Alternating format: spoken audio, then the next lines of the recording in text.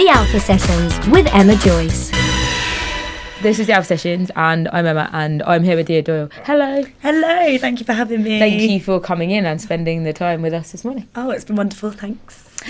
I wanted to start by, normally when I get told I'm doing an interview, I have a little online searching. Stalk. And the first thing that I saw was that you've been inspired by Fleetwood Mac, Hall & Oates and Haim. Yes. First of all, impeccable taste. Thank you very much. Is that what you listened to growing up? Yeah. A lot of music in the house. My mum loves music and my dad's a musician, so there was always something playing. Definitely. That's amazing. Imagine. Oh, so good. Wait, so hang on, you grew up with Haim? No, not Haim. Checking. I'm not that young, I wish. I was like, wait, what? no, but like Hall & Oates are like a family favourite indeed. Oh, so good. So good.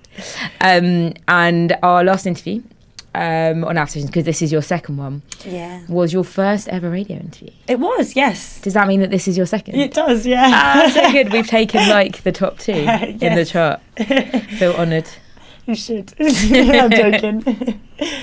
Let's talk about your latest single, One For Me, which you've actually released since the last interview, but I watched the previous interview back, and that was an exclusive. I did. I gave you an exclusive. I think I was really excited to play it, and I just wanted to, I was like, right, I'm gonna play it, even though it wasn't out yet. Such an incredible song. What's it about? It's about meeting someone that you had no idea that would like be anything, and then what like the fruition of that relationship, and it being bits catching you off guard and being all surprising and everything, and quite lovely. When you write your songs, how do I explain this? There is very much like a storytelling vibe to it. Yeah, I think so. I think I have this habit of when I write a chorus on this like the first chorus and the second chorus, I always kind of change the words slightly because I feel like I've never really thought about it, but yeah, I feel like there's a start on how I feel and then it progresses.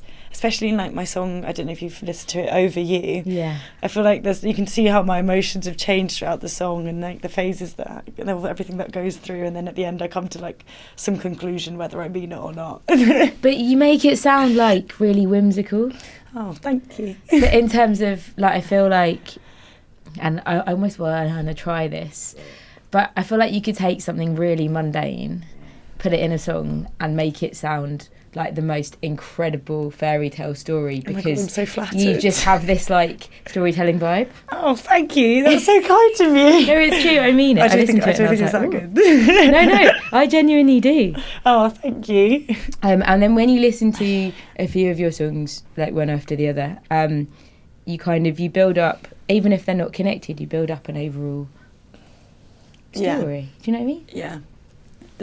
When my friends come in, like when I play a gig, my friends come and see me, they'll go, oh, that's about that person. Oh, that's about that person. And it's like, you can tell, if you can tell who they're about. Do you feel a bit exposed when people say that to you? No, because I tend to have this ability to overshare anyway. Oh, so people know too much about me anyway. Another question I wanted to ask you about this same song was, I also read that you said that the song is about finishing someone's Guinness and having no idea where to begin. Can we talk about that? Because that literally, I read that and I grinned from ear to ear. I was like, that's such a cool statement. Basically, it was me being a big show off. And I was in a hostel in Budapest and I love a Guinness. And we were in an Irish bar and one of the boys couldn't finish his Guinness that we had befriended. So I went, I'm going to finish it then. And I finished his Guinness and then that became a thing.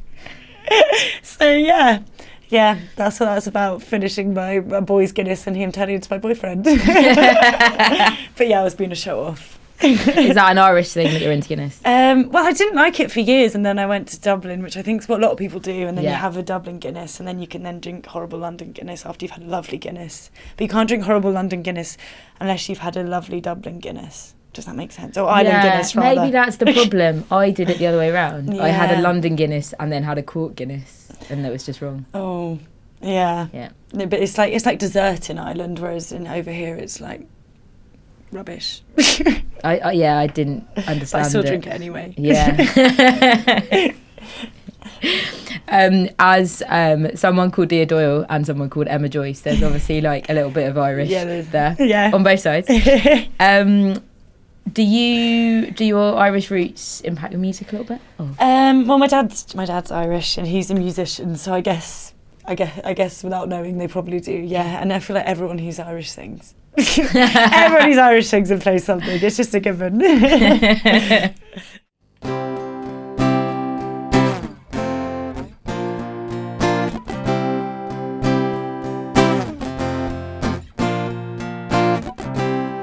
I never thought I'd be here when I sat with you and I finished your beer.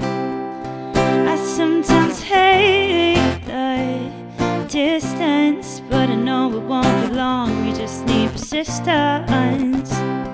Oh, I think you might be the one for me. Oh, I think you might be the one for, oh, the one for me.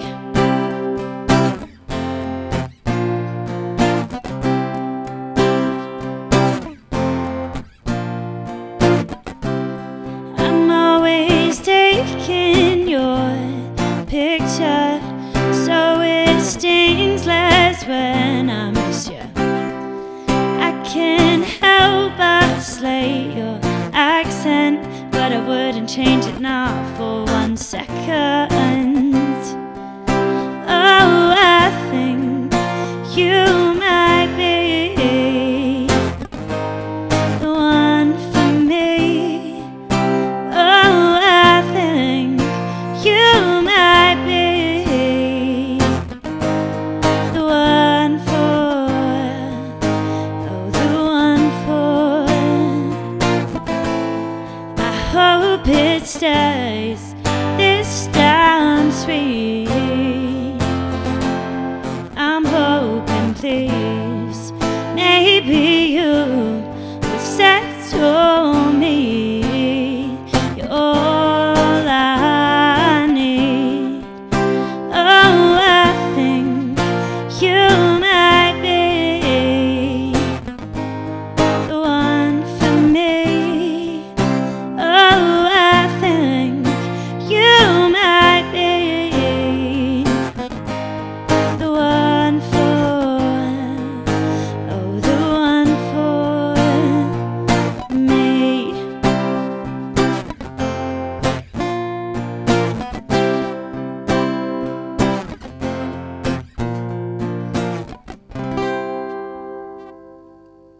The Alpha Sessions with Emma Joyce. If you had a playlist on your phone, I guess, Yeah. and we were to have a look in there, what would we find? I made one the other day and I called it Good Vibes. I thought that's a terrible name for a playlist. Yeah, but no one's looking at it. Apart from you, so it's fine, yeah. unless you share it with everyone. No. That's for my eyes only. But you're sharing now. Yeah. Do you know what? And I feel like it's such a cliche. Have you heard the song that's gone viral on TikTok? You know, Joe Kerry from Stranger Things. He's called Joe as a singer, like DJ. Yeah. And that song, End of Beginning, I keep listening to that. And I feel like everyone's listening to it, but I do think it's a bit of a bop. That's just hit the charts. Yeah. Well, no, it came out a couple of years ago. I didn't know this. Oh. I work with kids, and one of the kids told me, she was like, Dea, you're actually 2 years late to that. And I was like, oh, I'm such a loser now, I'm so old. I'm getting shamed by teenagers for not being up to date. Well, if you're getting shamed, then I haven't got a chance.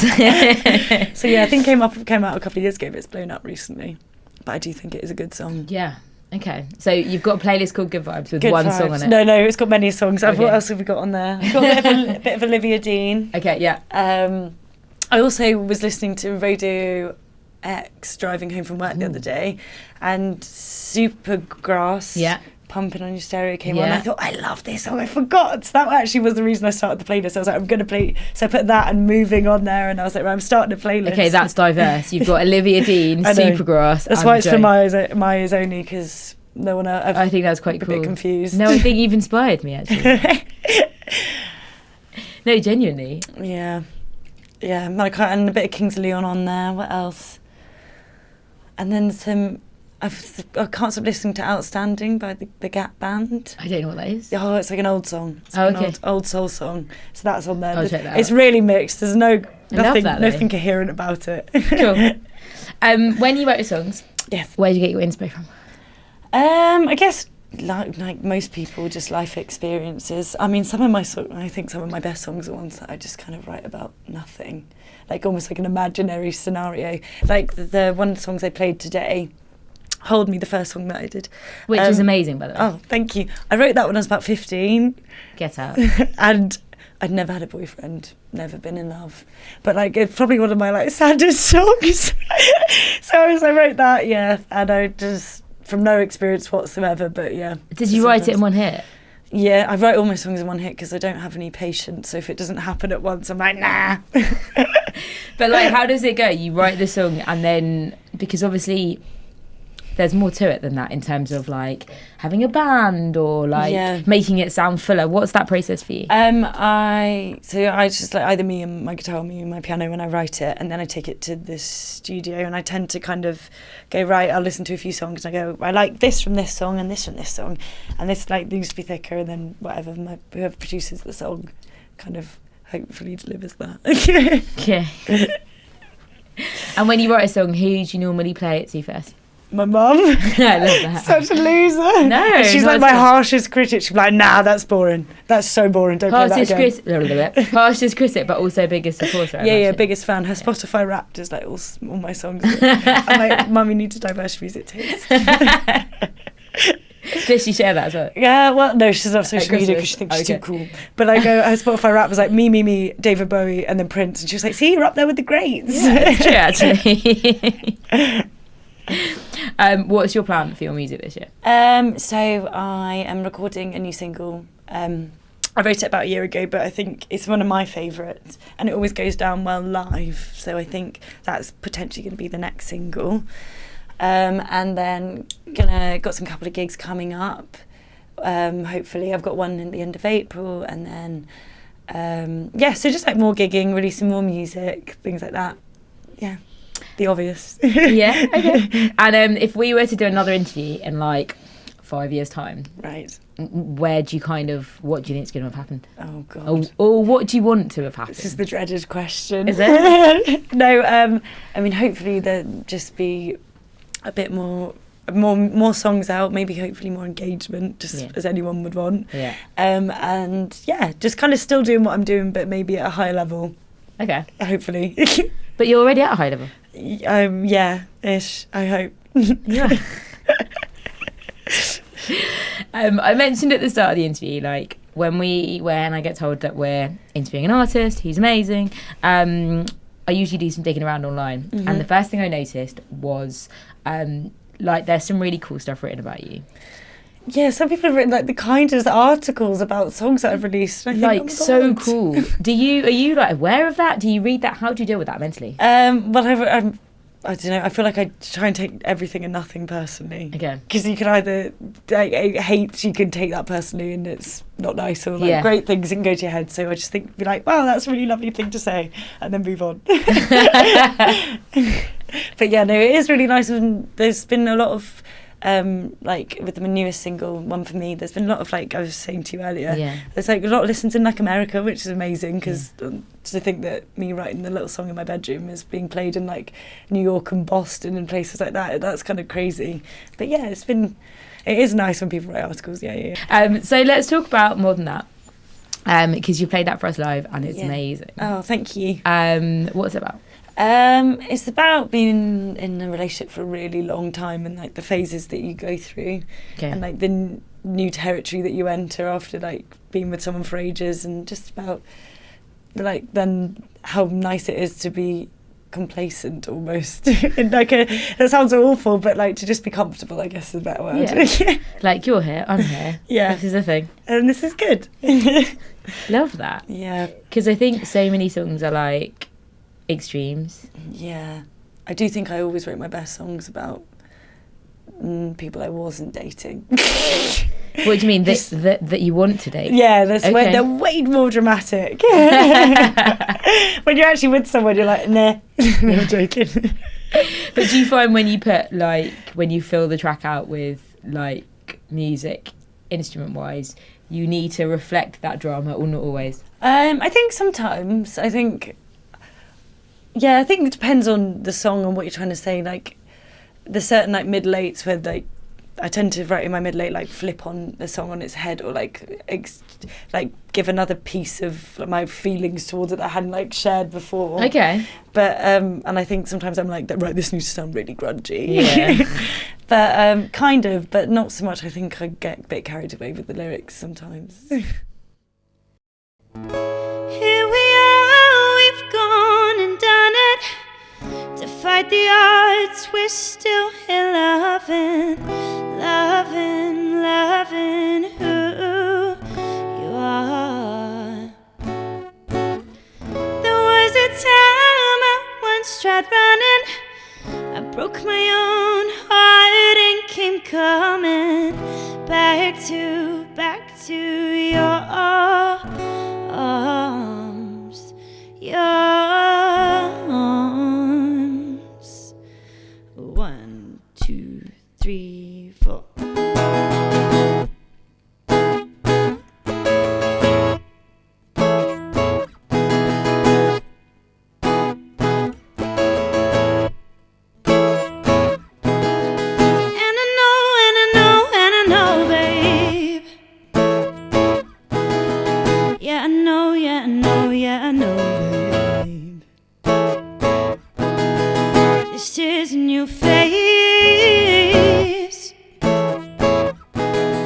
This is new territory. 3 times around the sun we've been on a go again.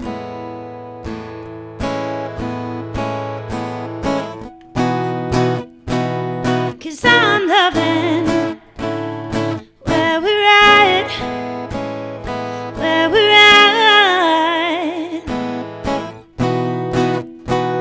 I'm not gonna call it loving, cause it's more than that, more than that.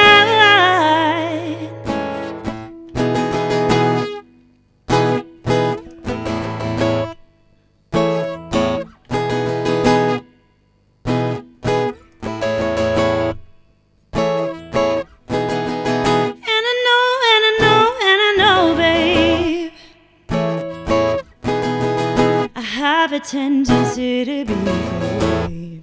And I know, babe, this won't go cold or fade. 3 times around the sun we've been. Let's go again.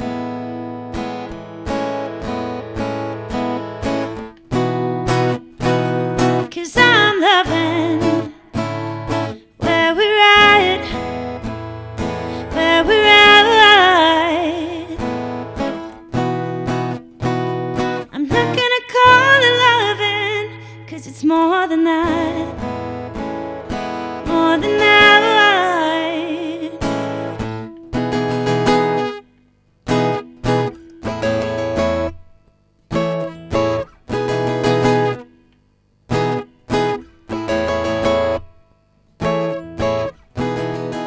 3 times around the sun we've been. Let's go again.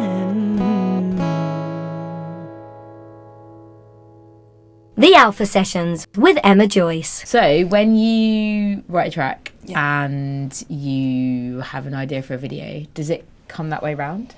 Do you have an idea, or does it just kind of happen that way? I'm not really like inclined so much that way. Like, I don't really ever think about things like videos as such until like the song is written. I think, oh, maybe we could do that. I love clothes, so it's always like, what could I wear? Oh, I'll wear this in the video for Over You, which I filmed in my house with my brother and his girlfriend. because he has a camera thing, and I was like, right, I need you to do me a video. So we did it at my house, and I basically was like, right, so for this scene I'm going to wear this jacket, and this scene I'm going to wear this jacket. He was like, well, what are you going to be doing? I was like, it doesn't matter, the jacket's doing the talking. So when you do gigs, do you like do costume changes? No, because I want to see this. No, not really. I just have to go like one outfit that I love. Okay. I did have it was my auntie's this like this matching like brown 70s very Stevie Nicks like brown flares. Ooh. With like a high neck and a little belt and then these big meshy sleeves. And my brother turned up and he was like, "Why are you dressed like a backing singer?" I was like, right, thanks. Thanks so much for that. Oh, that's so funny. But yeah, no, I do like a good outfit. Is there like one outfit that you would wear that kind of reflects how you feel in a certain way, that like the people that you know really well, if you wear that outfit, people are like, oh, Dea's feeling this way today? I think it's boots. I always have a pair of cowboy boots on. Yeah. And they've become quite like trendy or mainstreamy now, and I'm like, no, I've been doing it for years. They're my thing. I'm joking. Gatekeeping cowboy boots. No, but I have lots of lovely pairs of cowboy boots, and they always wear a pair of cowboy boots on stage. Not today. I've got trainers on. Sorry to disappoint. But one of my songs, I say, have you had a look at my swear boots? And I was like, I feel like if I play that and I haven't got boots on, it doesn't really work. So you didn't play that today? No, I didn't. I didn't. For obvious reasons. So if you could have a dream gig, and you were on stage, who would you want to share that stage with? Oh God, who'd it be? Can be anyone you want. Dead or alive? Dead or alive. As in the band, or are you just asking me if it's dead or alive? No. I meant the band or the artist. Okay, sorry. I genuinely didn't know that wasn't a joke. Oh, who would it be? I think last time I was here, Lucy asked a similar question. I said to the vendor. So I'm going to have to come up with something else this time. Oh, okay. You can say something again, it's fine. I don't know, This is such a rubbish answer. Do you know what? I think someone that I've seen that I think is better live, which I think is something that's almost impossible to achieve, is Hosier. Oh, okay. I was obsessed with Hosier when I was about 16. I went to see him quite a few times in the space of a year. And honestly, it's like a euphoric experience going to see Hosier. He is amazing. So I think that would be lovely to share the stage with him. Cool. Especially his voice is insane. Yeah, no, definitely. And you guys could have like a dream rider. What would be on that rider? Guinness. I like that. Guinness and maybe some crisps. I love crisps. Guinness, crisps and Hosier. And she's happy. What a dream. Yeah, dreamy. Amazing. Okay, and if people want to go and find out more about you, where can they go? What can they do? I'm on all socials. So on Instagram it's Dea.Doyle, and I'm on TikTok, which is like TikTok's a mixture of just like lifestyle stuff and a bit of music things. And there's Facebook, Dea Doyle, DEA, Dea. Yeah. Cool. And thank you so much for coming into the studio. Thank you so much for having me. It's been an absolute pleasure. Thank you.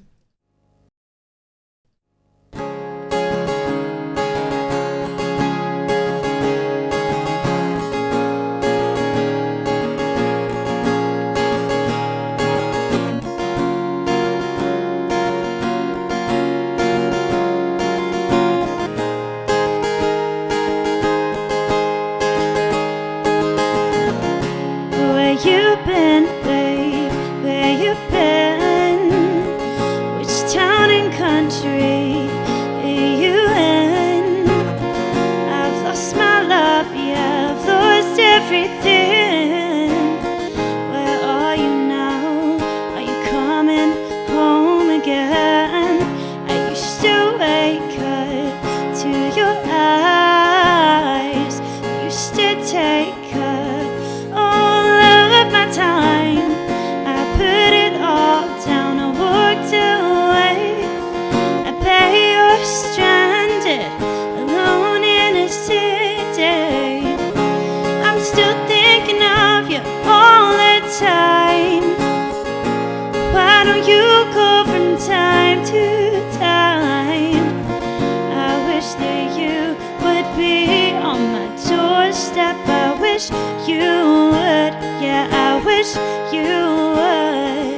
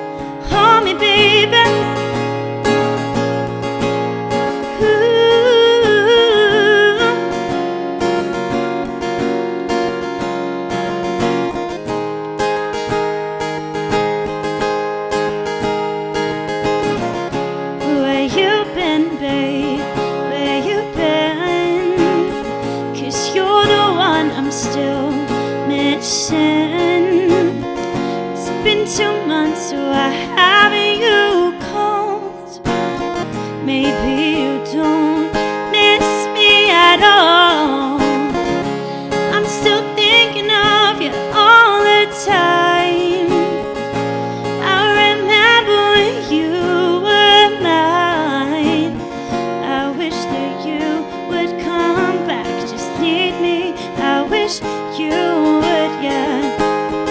I wish you would tell me you love me, say it loud.